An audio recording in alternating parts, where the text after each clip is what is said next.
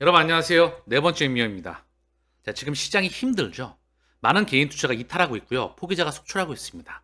저는 이 구간을 개미 무더운 구간이라고 부르고 있습니다. 그만큼 힘든 구간이죠.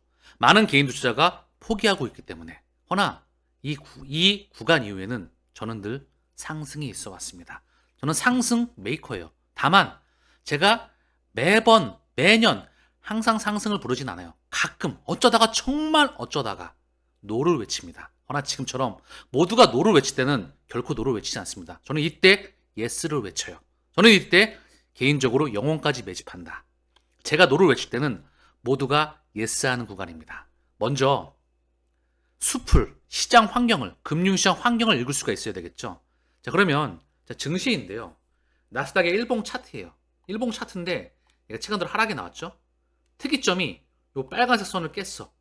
60일 이동평균선인데 트럼프 관세 쇼크로 4월 달이었죠. 한번 시장이 흔들거립니다. 이때 시장이 크게 한번 울었죠. 얼마나 크게 울었는지는 잘 알고 계실 겁니다. 그리고 쭉 상승에 나왔어. 이때 개인들은 참여가 안 됐어요. 왜냐하면 상승이 나오는 구간 동안에 이 고점을 돌파할 때도 진짜 가는 걸까? 진짜 가는 걸까? 하다가 쭉 갔거든요. 개인들은 늘 늦게 합류합니다. 어쩔 수가 없어요. 그 다음에 이 이동평균선을 깼기 때문에 사실상 이걸 깨게 되면 과거에도 그랬죠. 이걸 한번 깨게 되면 시간이 걸려. 마찬가지로 이걸 깨면 에너지 응축 기간이 필요합니다. 허나 저는 상승을 확신하고 있죠. 나스닥이랑 미국 증시가 한 타임 쉬면 전 세계 증시는 한 타임 쉴 확률이 높습니다. 자, 그럼 코인으로 한번 가볼까요? 증시는 보시기에도 한 타임 쉬겠죠. 한 타임 쉬고 다시 간다. 대장은 바뀌지 않습니다. AI, 테크, 기술주가 끌어갈 겁니다. 다만 이 에너지가 헬스케어, 기타 주도 에너지가 전이가 되겠죠. 대한민국 증시는 반도체, 조선, 원전 이런 애들이 끌어갔었죠. 이 에너지가 헬스케어로도 이동할 겁니다. 확장되어 간다는 거죠. 주도주는 바뀌지 않아요. 테크 기술주, AI. 그런데 코인을 보겠습니다. 월봉 기준으로 한번 차트를 봐볼게요. 비트코인의 월봉이에요. 월봉인데요. 보이시죠? 이 월봉인데 음봉이 한번 찍혔죠, 크게? 1억 3천, 1억 8천 언저리까지 갔다가 음봉을 과도하게 찍었어. 이 음봉도 보이시죠? 트럼프 관세 때 월봉입니다. 그러면 이 월봉 이후에 상승이 쭉 나왔죠? 이 월봉이 찍힌 이후에 하락일까요? 상승일까요? 횡보할까요? 저는 개인적으로 상승을 확신하고 있습니다. 그걸 자기 자신이 확신해야 된다는 거죠. 왜냐하면 페드는 통화량을 주입할까요? 아니면 금리를 인하하지 않을까요? 이게 다 맞물리는 거예요. 연준 유동성을 시장에 넣어줘야 돼요. 안 넣으면 시장이 붕괴가 되기 때문에. 자, CME 페드워치에서 금리 인하 확률이 12월 달에 71.5로 늘었습니다. 이게 30%대였어. 90%대였다가 90, 30, 70으로 다시 늘었습니다. 상당히 급변하고 있죠. 유동적이라는 거. 그리고 연준은 12월 달에 QT를 중단합니다. 이거 줄였던 거 중단하겠다는 거예요. 이게 늘린 거죠. 4.2조 달러 늘렸다가 3.7조로 줄였고 9조로 늘렸다가 6.6조까지 줄였다가 이걸 중단한다는 겁니다. 그럼 연준은 2025년 9월, 10월 연속 금리를 인하했고요. 12월에 QT를 중단한답니다. 금리 인하보다 더 확장하는 게 QE, QT예요. 양적 완화의 반대말인 QE의 반대말인 QT. 이거를 중단한다는 것은 시장의 유동성을 들이붓겠다는 거죠. 연준의 의도는요. 자, 보면 월봉으로 보게 되면 이렇게 증시가 상승하는데 연속 금리 인하를 2번 인하해요. 마찬가지로 2024년도에도 금리를 3회 인하합니다. 그리고 QT를 중단해주고 있다는 거. 이 방대한 양의 거래량이 보이시죠? 심지어 코로나 팬데믹 때로 능가했었어요. 과연 시장은 어떻게 될까요? 자, 이쯤 되면 유가 금리 환율에 기반해서 환의 가치, 달러가 약으로 변해야 돼. 100 기반인데 약으로 바뀌어야 됩니다. 미국 국채 금리가 하향 안정화돼야 돼. 달러와 국채 금리가 급하게 들어가면 시장은 붕괴하고 맙니다. 국채 금리와 달러의 방향성, 외환 시장의 방향성과 주가 시장의 방향성과 코인 시장의 방향성이 결코 따로 노는 게 아니에요. 금융의 메커니즘에 의해서 같이 유기적으로 톱니바퀴 돌아가듯이 맞물리면서 움직인다는 거. 저는 그 매기가, 유동성이 이제 코인 시장으로 올 때가 되었죠. 왜 그럴까요? 막대한 양의 유동성이 코인 시장으로 올 수밖에 없습니다. 저는 그 기절을 향후 6개월 내에 시장에 출시될 100개 이상의 디지털 자산 ETF 6개월에 100개가 시장에 쏟아진답니다. 대단하죠? 1년 안에 200개. 그리고 그레이스케일 XRP ETF는 월요일에 출시가 됩니다. 그레이스케일 도지 ETF도 마찬가지입니다. 한 번 더. 유대계 거대 자산 운용사이죠. 프랭클린 템프턴. XRP ETF도 프랭클린에서 24일에 월요일에 상장될 수가 있습니다. 직접 프랭클린 템프턴 XRP ETF 뉴욕 증권거래소 아르카 상장요건을 충족하였다. 자, 그러면 자, 보겠습니다. 그레이스케일 21세어스, 비트와이즈, 카나리, 위즈덤트리, 코인시어스, 프랭클 템프턴, 아네크, 포르시어스, 렉스 오스프리, 터틀.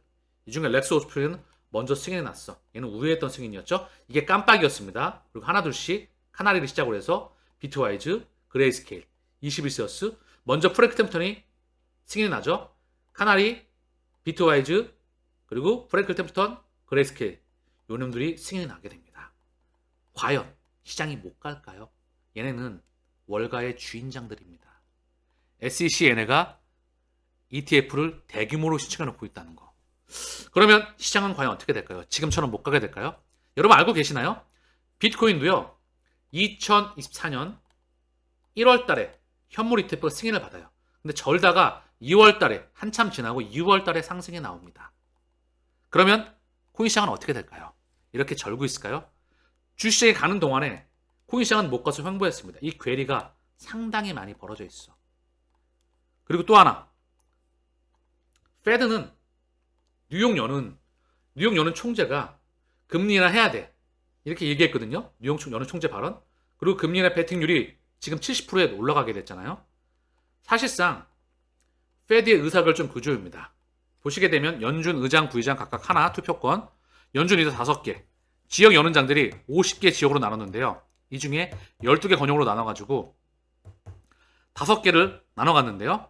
이 중에 뉴욕 연은은 픽스예요. 픽스 고정이고 나머지 4개가 돌아가면서 맞습니다. 근데 뉴욕 연은이 바로 페드의 최대 주주입니다. 근데 그 뉴욕 연은장이 직접 금리 인하를 이야기해주고 있다. 또 한 번, 뉴욕 연은 본 김에 자 보면 리플의 연관도입니다. 리플의 연관도. 자, 리플의 연관도입니다. 리플 XRP랬죠? 인터레츠 프로토콜. 이게 분산원장의 시초이죠. 이걸 기반으로 해서 전 세계 장부가 하나로 연결되는 겁니다. 보시면 미 연준이 직접 연결되어 있죠. IMF, BIS, 미국 재무부, 월드뱅크. 미 연준은 달러의 주인이자 금융시장의 주인이죠. 얘네가 통화정책을 결정하게 되면 전 세계 금융시장이 휘청거립니다. IMF는 뭐 하는 곳이죠? 국제결제 통화, 달러, 유로, 엔, 파운드 위안화. 국제결제 통화의 비중을 결정하는 곳입니다. BIS는 자기자본 비율을 결정하는 곳이죠. 8%. 미 연준이 금리를 내리고 올리고 유동성이 결정되지만 사실상 자기자본 비율을 먼저 결정하게 되면 통화량이 결정되게 되죠. 미국 재무부. 미 재무부와 연준은 바로 그들의 곳간입니다. 월드뱅크. 사실상 월드뱅크와 ADB. 그리고 IMF. 그들이 만든 3대 국제기금이죠. 이거와 맞먹는 게 바로 CRA. 브릭스가 만들어내는 거죠. CRA, AIIB. 아시아 인프라 투자은행, MDB. 신개발은행. 사실상 똑같은 명분이에요. 이 국제기구들이 어떻게 맞물어진다? 다 이렇게 연결되는 거죠. FedNow. 사실상 실시간 지불 시스템이죠. 분산원장을 기반으로 한 전세계 장부의 연결축입니다. 그러면 이게 어떻게 연결되게 될까요? 바로 이렇게 연결되게 됩니다. 미국 중심의 FedNow, 스위프트, 그리고 중국 중심의 CIPS, 중국 중심의 실시간 결제망, 그리고 러시아 중심의 SPFS, 러시아 중심의 실시간 결제망, 인도 중심의 실시간 결제망, 국제결제은행 하나로 다 연결되게 되죠. ISO, 좀 전에 보셨던 아시아 개발은행. 이 그림이 확 눈에 들어오시죠? 이렇게 연결되어 월드뱅크, 그리고 아시아 개발은행. 제가 좀 전에 언급드렸죠? 이게 확장을 어떻게 한다? 바로 SBI, 그리고 리플과 스텔라. 이렇게 확장하는 겁니다.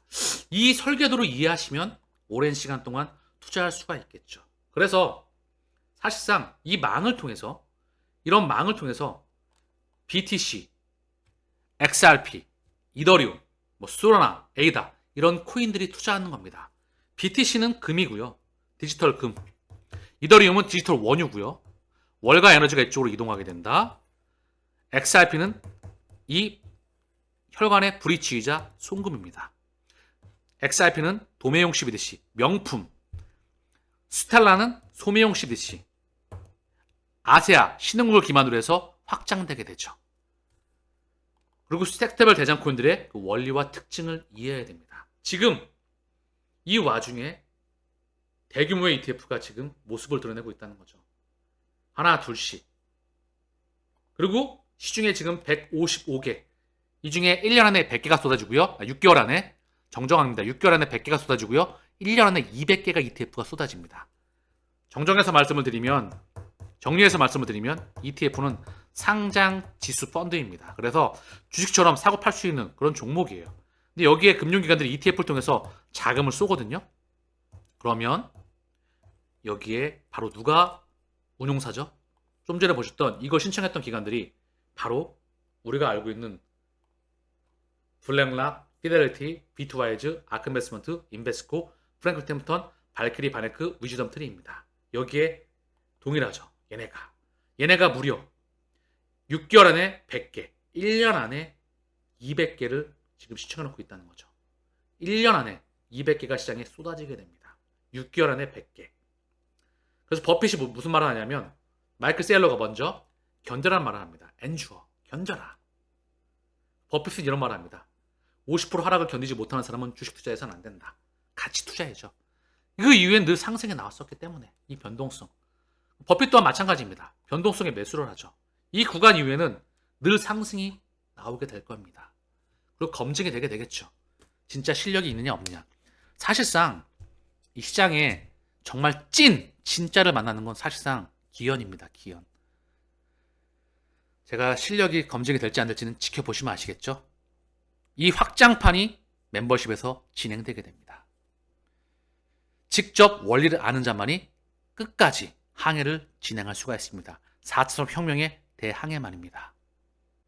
자, 마지막으로 제 멤버십 회원분이 댓글을 남겨주셨는데요. 직접 보시죠. 멘토, 큰 금액은 아니지만 이번 하락 XRP 최고 500%에서 330%, G캐시는 최고 3300%에서 2200%. 여기서 하락이지만 님이 계셔서 왜 멘토가 필요한지 사인 떨어질 때까지 차분히 즐기겠습니다.